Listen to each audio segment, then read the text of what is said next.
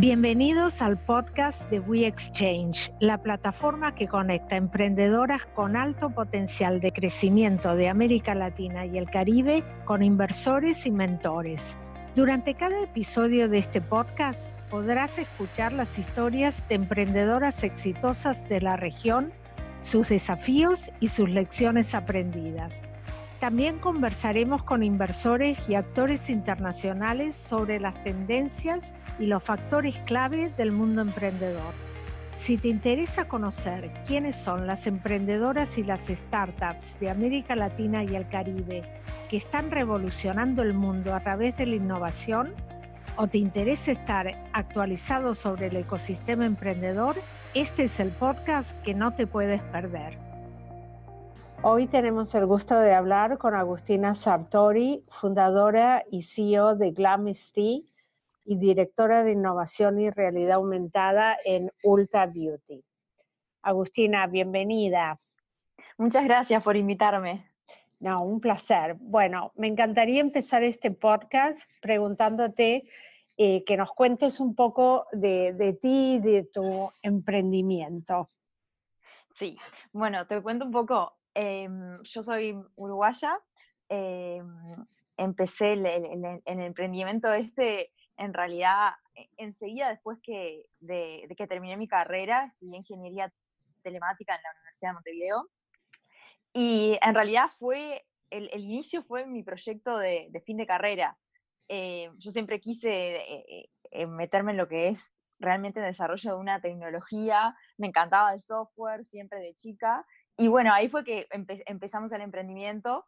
Y hoy en día, en realidad hace 5 años ya que vivo en San Francisco, donde Estados Unidos se convirtió en un mercado súper importante para el emprendimiento. Entonces me mudé hace 5 años. Y volviendo mucho siempre a Uruguay, porque bueno, después contaremos un poco del emprendimiento en sí y por qué en realidad esta movida a Estados Unidos, que me cambió mucho, creo, a mí como emprendedora, pero también mi vida en general, es llegar a un país que uno no conoce con su propio proyecto tratando de emprender, ¿no? Sí, por supuesto. Y entonces, digamos, esto, si salió de tu tesis, vos no estabas trabajando antes de tomar la decisión de emprender, fue un poco de algo académico, surge algo que se convierte en un startup. ¿Cuándo y cómo supiste que querías emprender? Sí, en realidad yo sí estaba trabajando. Cuando empecé a trabajar un poco antes de terminar mi carrera, había hecho un par de pasantías en empresas grandes de software como desarrolladora, y después empecé a trabajar en una startup. Entonces también como desarrolladora de software, empecé a trabajar en uno de los pocos emprendimientos que había en Uruguay en ese momento. Me acuerdo que eran los fundadores y yo era su primera empleada. Llegamos a trabajar en un garage, arriba del segundo piso del taller de autos del papá de uno de ellos. Y después de hacer 2 pasantías en estas empresas mucho más grandes, o sea, como IBM, por ejemplo, para mí estar sentada en ese garage tratando de hacer este software que le íbamos a vender a todo el mundo fue lo máximo. Y dije, ok, sentí como que esto era lo que quería hacer. Siempre tuve esa idea de hacer mi propio proyecto desde chica, desde muy chica. Mis padres siempre me dijeron que desde chica como que lo mencionaba, pero en ese momento, al trabajar en una startup, fue como que se me hizo realidad el hecho de sentir, bueno, ¿por qué no? ¿Por qué no puedo ser yo la que esté emprendiendo? Entonces ahí justo se dio que estaba proyecto de carrera, y el proyecto se transformó en mucho más que eso, con el apoyo también de varias instituciones locales financiadas por el BID también, como la ANI, bueno, la Universidad de Montevideo nos ayudó también a esos primeros pasos. ¿Y cómo decidiste partir con este negocio específico en vez de cualquier otra startup que con tu background hubieras podido hacer? Sí, bueno, ese es un tema interesante porque para mí yo siempre fui mucho más como orientada a la tecnología, digamos, que beauty. Es más, yo no era de usar mucho maquillaje ni muchas Buenísimo. cosas de beauty. Entonces, inicialmente el proyecto lo empezamos con otra emprendedora, Carolina, y ella sí le gustaba beauty. Entonces, me acuerdo perfecto cuando lo comenzamos, que después de los años, al final terminé yo llevando adelante más el proyecto al final, pero digo, al inicio fue súper importante, en realidad, la pasión de ella que tenía por el maquillaje y el hecho de que yo quería hacer un proyecto con tecnología. Entonces, yo ya estaba súper engranada en decir, ok, quiero tener mi propio proyecto, y entonces se dio de por qué no, ¿no? Entonces ahí empecé también, creo que mi propio descubrimiento al mundo de beauty, que hoy en día lo siento muy fuerte y lo siento muy propio, de entender que beauty no es solamente beauty, sino que en el rubro en el que estamos como mujeres en tecnología, en esta área, es como que siento que estamos haciendo un impacto también en lo que significa la belleza para la mujer y en lo que significa para uno mismo sentirse cómodo con quien uno es y cómo realmente todo lo que es cosméticos te pueda ayudar a mostrarte tal cual sos y a expresarte inclusive artísticamente. Entonces, eso la verdad que como que fue mi propio descubrimiento a lo largo de los años de empezar a sentir pasión por este rubro, que capaz que inicialmente para mí era tecnología y decir, quiero innovar, quiero crear algo que en el mundo que no existe, que nadie tiene, ¿no? Como que ese era mis ganas más grandes, digamos. Súper interesante ese enfoque, Agustina, dado que, claro, todo este tema de beauty puede llevar a estereotipos que pueden dañar mucho también a la gente que se siente presionada. Me encanta escucharte hablar de esa manera, ¿no? Pero, ¿cómo reaccionaron tu círculo cercano, tus amigos, familias, a tu decisión de emprender en vez de usar tu título universitario para conseguirte un súper trabajo en un corporativo? Sí, la verdad que fue un momento duro donde la mayoría de la gente pensaba que era una locura, ¿no? Porque era como que, aparte en ese momento, si miramos para atrás, hace 7 años, como que en Latinoamérica, especialmente también en Uruguay, ¿no? Como que el emprender no era una opción común, digamos. Era como que realmente si estudiabas ingeniería telemática, que es como un poco de telecomunicaciones y de computación, o sea, era como que tenías todas las oportunidades para ir a trabajar para una empresa de software. Y eso era lo que ibas a hacer y era como que una oportunidad enorme también porque el desarrollo de software estaba creciendo en Uruguay en ese momento. Y decir, voy a hacer mi propio proyecto, no quiero un trabajo. Yo era buena estudiante en la universidad, entonces era como que también tenía oportunidades y fue una locura. Especialmente creo que el grupo cercano, inclusive los profesores, muchos de ellos eran como que, qué locura estar haciendo esto en vez de salir y buscar un trabajo que en realidad hay mucho y hay muchas posibilidades. Y creo que en ese momento fue muy clave encontrar a esas personas que sí apoyaban esto. Que en mi caso fue, o sea, mi padre fue una persona que me apoyó mucho en los primeros pasos y dijo, sí, dale para adelante, nosotros te apoyamos, hacé el proyecto tuyo, me encanta, y siempre fue uno de los grandes impulsores de todo el emprendimiento en todo momento, pero al principio creo que cuando todo el mundo está diciendo, estás loca que estás haciendo esto, él fue una persona muy importante, también el decano de la Universidad de Montevideo, cuando inclusive los profesores era como que es una locura, fue el primero que dijo, yo quiero apoyarlas, y nos dio una oficina y nos mentoreaba, y entonces fue como que había muy pocas personas que nos estaban apoyando al inicio, y está bueno rodearse de eso, ¿no? Porque mucha gente te va a estar diciendo no, no, no, pero tenés que encontrar a esa gente que sí te está apoyando para ayudarte a impulsar y no escuchar al resto al principio, por lo menos creo que hasta que, digo, en todo el camino emprendedor me pasó que había mucha gente diciendo, no, es una locura. Desde que cuando me vine a San Francisco, cuando levantar capital, que siempre fui algo que yo tenía muy claro que era el camino para la empresa. Todos esos momentos siempre pasó lo mismo, igual que al principio. Mucha gente diciendo que no y poca gente diciendo, y bueno, sí, dale para adelante. Entonces está bueno rodearse de esa gente. Súper importante. Y cuéntanos un poquito los comienzos, ¿no? Porque ¿cuán pronto te diste cuenta que para el proceso de levantar fondos querías ir a San Francisco y cómo a la misma vez se fue conformando tu equipo? Sí, mira, los primeros 2 años fueron más digamos, en Uruguay en sí, desarrollando, inclusive, o sea, imagínate como ingeniera de software, mucho era de desarrollo también el tiempo que implementábamos, y siempre te lleva tiempo crear tu propio producto, ¿no? En el segundo año fue que me fui a vivir a Chile por el programa de Startup Chile, y ahí fue donde conocí un montón de emprendedores que venían de Estados Unidos.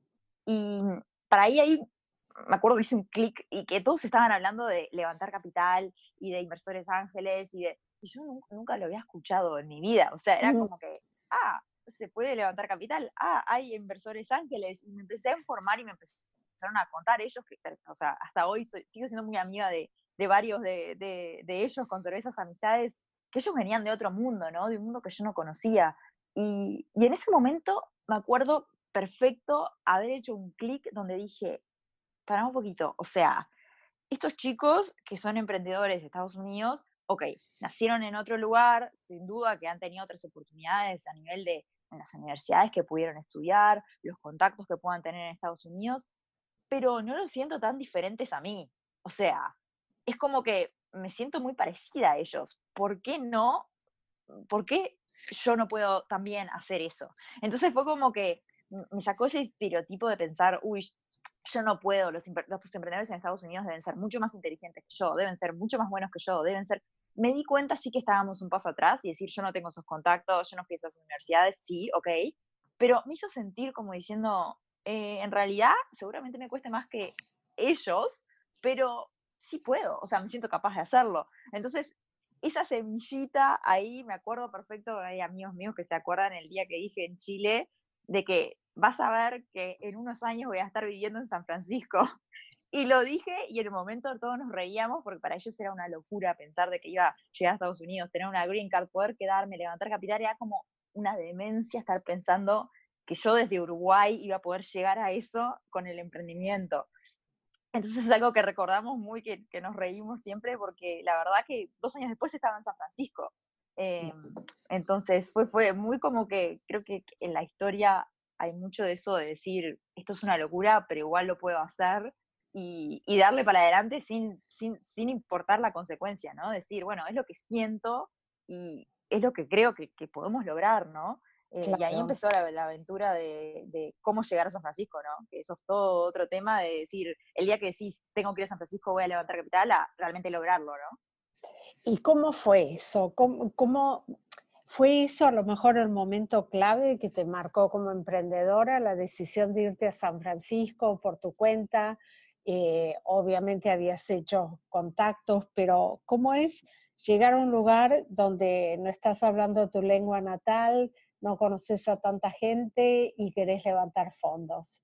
Sí, ya, eso fue una de las cosas que la verdad que me marcó más, sobre todo porque llegar sola a una ciudad o sea, realmente, yo siempre sentí que teníamos que, o sea, la única forma de levantar capital era si estaba físicamente en San Francisco, si me rodeaba de la gente que estaba ahí, si entendía qué estaba pasando. Mucha gente te dice, ay, no, bueno, va un mes y vuelve y trata de levantar capital y vuelve. Para mí, yo siempre estuve convencida de que eso no servía, de que había algo que no estábamos entendiendo, de que había algo, una confianza que había que generar, que era imposible hacerla remotamente.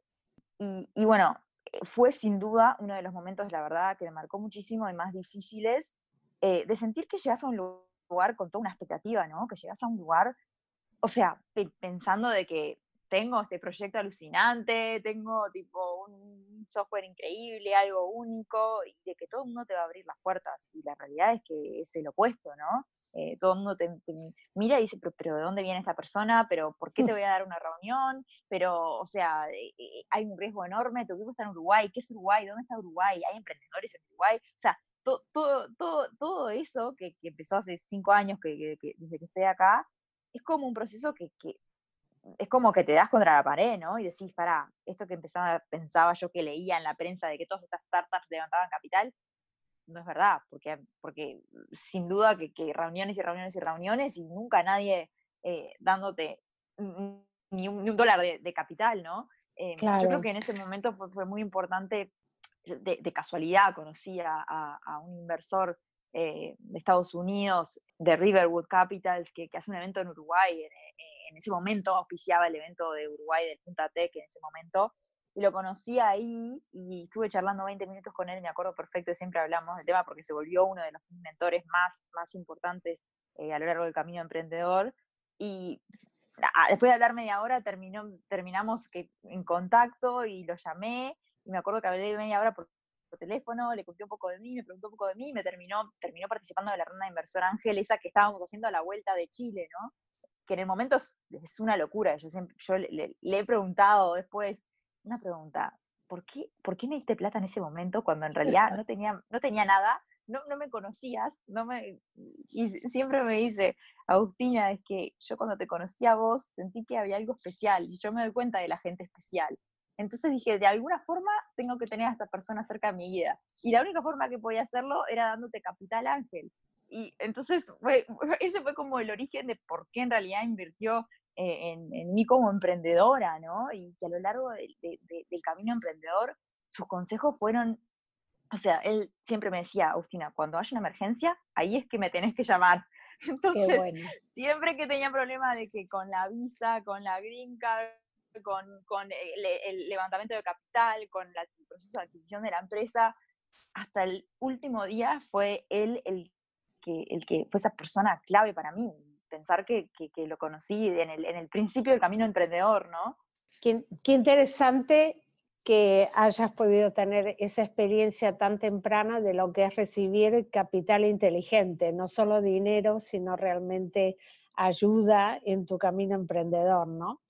La verdad, sí, eso la verdad que es uno de los aprendizajes más grandes, que creo que cuando uno es emprendedor necesita capital y al final termina aceptando capital de cualquier persona, ¿no? Y en el momento en el que depende, o sea, depende de dónde te encontrás como emprendedor, pero muchas veces terminás aceptando capital capaz de gente que no es smart money. Y eso te lo puedo decir, que fue uno de los dolores de cabeza más grandes, fue cometer esos errores. Hoy te digo, no acepto capital de ciertas personas, no aceptaría capital, pero en ese momento es como que, bueno, necesitas la plata, lo aceptás, y después eso te acompaña en todo el emprendimiento y te condiciona, y la verdad que es muy complicado, sobre todo cuando tenés ideas así un poco fuera de lo común, ¿no? Que claramente parte de esos inversores no son parte no todos te apoyan en ese tipo de decisiones, entonces es muy complejo, la verdad. Claro. Y hablando, ya que entramos en el tema de inversor, ¿cuál fue la pregunta más difícil que te hizo un inversor? Y también, digamos, ¿cómo empezaste a meterte en la red de San Francisco para llegar a esos inversores? Creo que de las cosas más difíciles, preguntas, y a veces ni siquiera preguntas, sino que la pregunta estaba oculta, ¿no? Es justificar y por qué invertirían en una persona que viene de Uruguay, que no estudió en Estados Unidos, no trabajó en Estados Unidos, que tiene todo su equipo y toda en realidad lo que es el software se genera afuera de Estados Unidos, en un lugar como Uruguay. ¿Por qué eso en vez de el chico este que salió de Stanford y está haciendo un proyecto muy parecido y tiene todos los contactos y conoce a todo el mundo alrededor y todo el mundo lo conoce? Entonces, siempre tenés competidores, ¿no? Entonces, creo que la pregunta más grande era, ¿por qué? ¿Por qué vos? ¿Por qué vos y Mm. tu equipo? ¿No? ¿Y cómo justificás eso? Porque en realidad si sos un inversor, y yo me pongo en el lugar del inversor, y bueno, soy un inversor en Silicon Valley, y por qué invertiría en esta persona desconocida que nadie conoce versus un chico que capaz que toda la red conoce y conoces amigos de amigos y sabes que estudió en una universidad local y sabes que... Creo que ese fue una de las cosas más difíciles, preguntas más difíciles a responder y más difíciles a probar de que había algo diferente ahí, ¿no? Y por ejemplo, ¿y ahí te cuestionaban la tecnología? ¿Creían que podía haber buena tecnología de Uruguay o pensaban que lo mejor era que cambiaras tu equipo, quisiera que desarrollara la tecnología para Estados Unidos ya que estabas en San Francisco? Sí, bueno, sabes que pasé por todas esas etapas de decir, ¿por qué en Uruguay? ¿Está el talento en Uruguay o no? La calidad de lo que se desarrolla no puede ser igual a la que está en Silicon Valley. ¿Cómo puede ser que, o sea, como que hay mucho de eso que se asume, ¿no? Y creo que la parte de la tecnología puntualmente se ve en los hechos, ¿no? Si vos mostrás algún producto que es bueno, si vos mostrás, no sé, reuniones con parte de mi equipo técnico y responden las preguntas y saben qué responder y saben qué decir, esa parte como que podés romper esa barrera. No es fácil porque su primer pensamiento es seguro que en Silicon Valley hay una empresa que capaz que lo hace mejor y que la tecnología se desarrolla mejor, sobre todo en los inicios. Creo que ahora el mundo está cambiando y se entiende de que el software se desarrolla de cualquier país y es de la misma calidad, pero inclusive en el Claro. proceso de la adquisición, en el proceso mismo de la adquisición, cuando estábamos en la due diligence técnica, también fue una sorpresa descubrir el equipo que teníamos para ellos y decir, wow, qué potencial que tienen. Es algo como que se descubrió en el camino, que también sorprendió muy positivamente, ¿no? Pero creo que para mí lo más difícil con los inversores, cuando me enfrentaba a esa pregunta,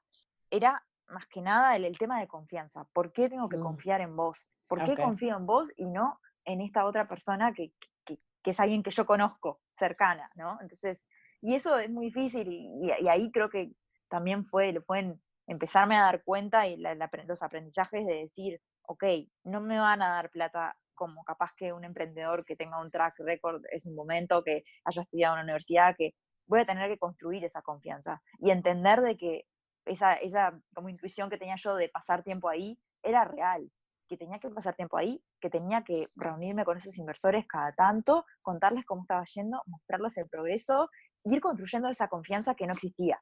Claro. Y mencionaste el momento de la adquisición. ¿Cómo fue el proceso de venta de Glamesty? ¿Vos llegaste a tocarle las puertas a Ulta o ellos se lo tocaron a ti? ¿Y cuáles fueron las claves para que eso fuera un éxito y las lecciones que aprendiste en el proceso? Sí, y el proceso de adquisición fue, la verdad que fue algo increíble, que, o sea, de las cosas que me dejan más aprendizajes en la vida, hasta este momento de mi vida, porque la verdad que es un momento donde necesitas mucha fuerza interna, paciencia, enfrentarte a cosas que no conoces, es muy loco todo el proceso, de lidiar con inversores que invirtieron y todo, desde de la adquisición y a cuánto se vende y qué y por qué, y es muy loco todo. La verdad que el proceso de adquisición, para contarte un poco cómo empezó, Ulta Beauty eran mis clientes ya desde antes. Ah, Hace 2 años ok. que venía trabajando con ellos, yo conocía a gran parte del equipo ejecutivo y entonces ya había una relación de confianza con ellos. Nos encontramos en un momento el año pasado, porque fue el año pasado esto, me acuerdo, en enero, que empezaron a pasar cosas en la industria, ¿no? En la industria de Mm. realidad aumentada, donde de pasar a ser, bueno, esto es capaz que una aplicación que puedo poner en mi página web, a la realidad aumentada es algo real que se viene y que va a ser parte de la experiencia de compra de todos nosotros en el futuro.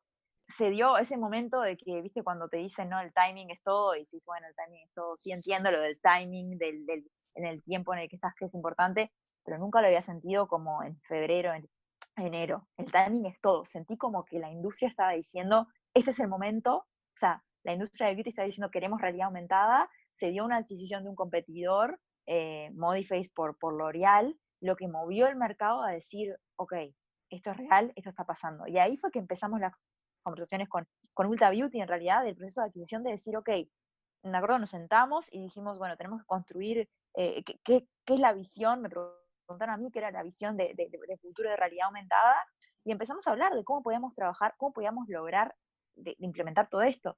Y fue una conversación muy franca que tuvimos, que yo les dije, miren, o sea, tenemos que pensar otras opciones, o inversión, o adquisición, o un contrato mucho más grande del que tenemos. Y de ahí fue que empezó, digamos, la due diligence, a ver, en realidad ellos a conocernos más que, imagínate que antes era como, simplemente éramos un proveedor, no conocían mucho nuestra interna, nuestro equipo, cómo trabajábamos, lo que sabíamos, nuestra visión. Entonces empezó todo ese proceso de conocimiento mucho más cercano, donde yo con ellos siempre sentí una relación especial, siempre admiré mucho a los ejecutivos y empezamos a construir esta relación de empezar a conocernos mucho más, y la verdad que en el proceso en sí fue un desafío enorme para mí, porque inicialmente muchas veces pasa que bueno, cuando tenés inversores ellos dicen, bueno, nunca pasaste por un proceso de adquisición, tenés que contratar a alguien para que te ayude a llevar el proceso adelante. Y me acuerdo en ese momento de sentir de que no era lo correcto. Y en ese momento fue que de nuevo apareció mi ángel de la guarda ahí, mi inversor, el inversor americano. Me dice, Agustina, todo lo que lograste hasta ahora lo lograste vos con tu equipo. Estoy convencido de que podemos llegar hasta adelante juntos. Yo te voy a ayudar, tipo behind the scenes, pero lo vas a hacer vos. Esto es tipo algo que tenés que hacer vos con ellos. Y en ese momento me dio como, necesitas ese voto de confianza, de decir, sí, ¿sabes qué? Lo puedo hacer. Y si no lo puedo hacer, mi mentor va a estar ahí para ayudarme y lo voy a poder llevar adelante. Y algo clave de todo este proceso fue que justo en Corporate Development de Ulta Beauty, la VP de Corporate Development, que es la que lleva adelante el proceso de adquisición, era colombiana. Ah, Y entonces María Salcedo se llama.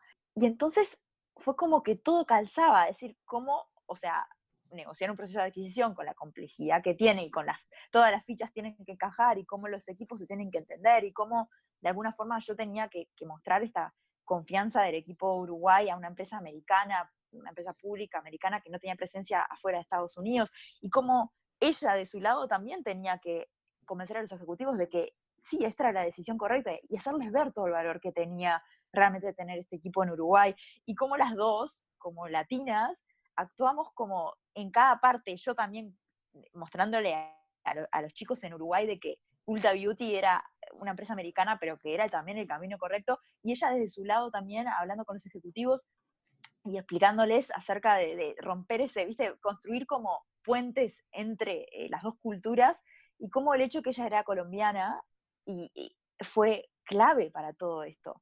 Porque yo le digo a ella que no sé si hubiese pasado si no estábamos las dos uniendo esas dos culturas, formas de pensar, ella entendiendo lo que yo decía, yo entendiendo lo que ella decía, o sea, mucha parte del proceso de adquisición lo negociamos en español, por ejemplo, cosas así que decís, qué locura, ¿no? De que cómo se dio eso y cómo eso fue tan clave para el resultado de que hoy en día tenemos como una relación, la verdad, increíble, donde sentimos que las dos partes están creciendo, donde si no funcionan las cosas se hablan, donde estamos creciendo ambas partes y donde salió algo súper positivo, pero imagínate 8 meses de conversación desde el momento desde la primera conversación hasta la conversación final, pero realmente en el proceso de due diligence fue más corto, habrán sido 4 meses, claro. pero la importancia de también encontrar esas personas que decís, wow, no hubiese sido lo mismo, ¿no?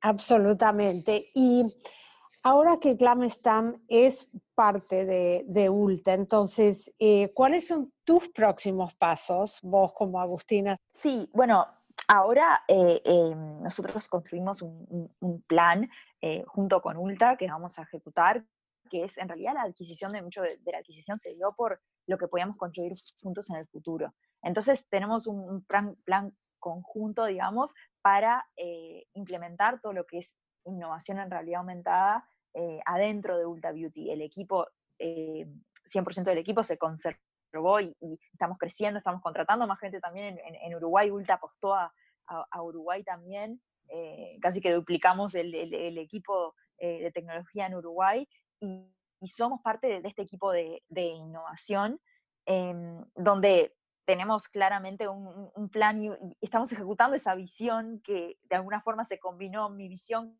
con la visión de ellos y salió este plan que estamos ejecutando. Entonces, por ahora estoy realmente muy entusiasmada de formar parte de esto, porque nos permite generar un impacto enorme y, de nuevo, generar este impacto enorme con un equipo de tecnología de Uruguay en la empresa de retail más grande de todo Estados Unidos, que es increíble, así que estoy muy contenta por eso, la verdad. Excelente. Y ahora, ¿qué consejos le darías a una mujer que está pensando en crear su propia empresa? Mirando hacia atrás, ¿qué consejo te darías a ti misma? Sí, yo creo que el consejo más grande y que me pasa cuando hablo con emprendedores es que si miro para atrás, digo, nunca vas a estar preparado para enfrentar lo que vas a tener que enfrentar. Y está bien que sea así. Y prepararse y prepararse y prepararse para el momento, no sé si es lo mejor. Te digo, sí, conseguí a esas personas claves que te van a ayudar, así como que yo tuve esos ángeles que Ujú. sin duda sin ellos no hubiese logrado lo que se logró con la empresa. Em, pero seguir tu instinto y decir, sí, la verdad que si es lo que sentís que tenés que hacer, hacelo, aunque no estés preparado. Y me acuerdo también hablando con uno de mis inversores y mentores, que también muy, muy exitoso emprendedor, él mismo, de la República Checa, era él, y él lo que me decía siempre es, Agustina, tu intuición no es un sentimiento. Yo siento que tengo que hacer esto. Tu intuición es la combinación de todos los aprendizajes que tuviste hasta ahora y que te hacen en este momento tomar esta decisión. Entonces, no descartes esa intuición. Esa intuición es la acumulación de todos tus conocimientos y todos tus aprendizajes. Llamalo intuición, llamalo sentimiento, yo siento que, pero hay algo que te llevó a eso. Y capaz que no puedes racionalizar como que cuáles son los pasos y por qué pensás y sentís que tenés que hacer eso, pero si lo sentís es porque tenés cosas en tu cabeza acumuladas que capaz ni vos te das cuenta que te hacen tomar esa decisión. Entonces, siempre tener presente eso, porque muchas veces también nos enfrentamos con mucha gente en el camino emprendedor que te dice, no, deberías hacer esto, deberías hacer lo otro, y a veces uno siente que dice, no, ¿sabes qué? Sí, tengo que ir por ahí. Y eso es lo que siento. ¿Y por qué? Mirá, no, o sea, sé que tengo que ir por ahí y lo sentís. Y como que ese sentir no hay que descartarlo. Me parece sumamente importante porque a veces lo dudamos un poco, decís tipo, pero esta persona que es un experto en tal cosa me está diciendo tal cosa, y no hay nadie más experto que vos en realidad. O sea, escuchás sí a las personas que respetás y tenés al lado que te pueden guiar, siempre tenés que estar aprendiendo algo nuevo, pero escuchá ese sentimiento que tenés interno, me parece como que es sumamente importante. Me encanta ese consejo. ¿Hay alguna emprendedora o mujer que te inspire? ¿Quién y por qué? Sí, mira, creo que cuando uno busca algo alguien que la inspire, yo siempre, cuando me hacen esta pregunta, me acuerdo siempre de como pensar algo sumamente abstracto y alguien sumamente lejano a mí, capaz en ese momento.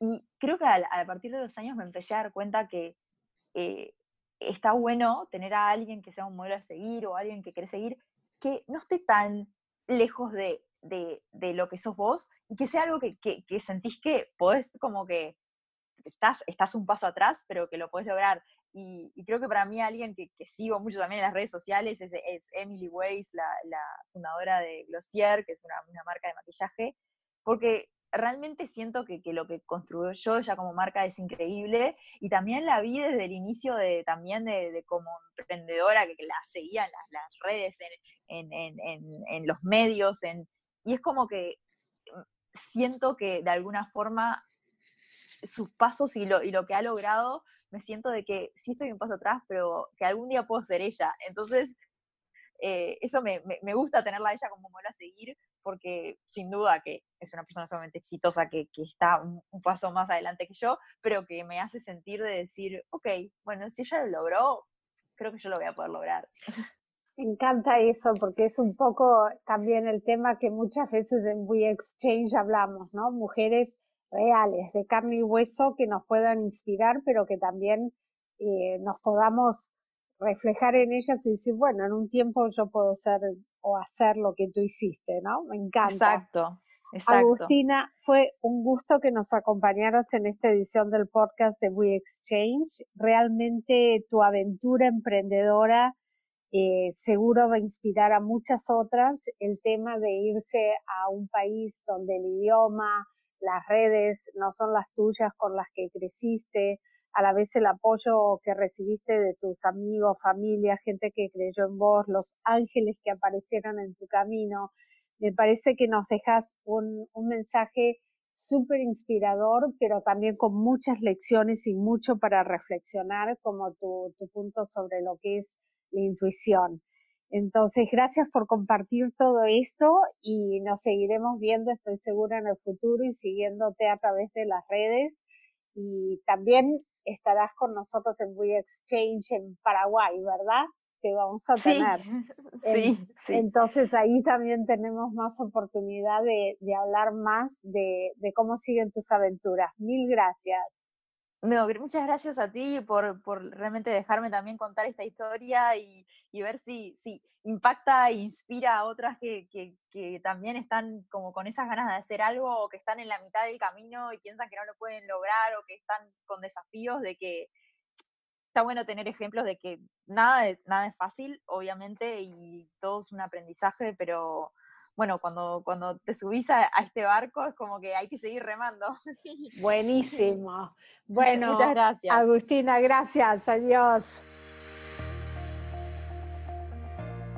We Exchange es una iniciativa impulsada por BitLab, el laboratorio de innovación del Banco Interamericano de Desarrollo. Si deseas conocer más sobre lo que hace We Exchange para impulsar el emprendimiento femenino STEM en América Latina y el Caribe, visita www.weexchange.co. Para más información sobre cada episodio y nuestros invitados especiales, te invitamos a suscribirte a este podcast y a seguirnos en redes sociales. En Twitter nos encuentras como @WeExchange y en Facebook como We Exchange Community. Hasta la próxima.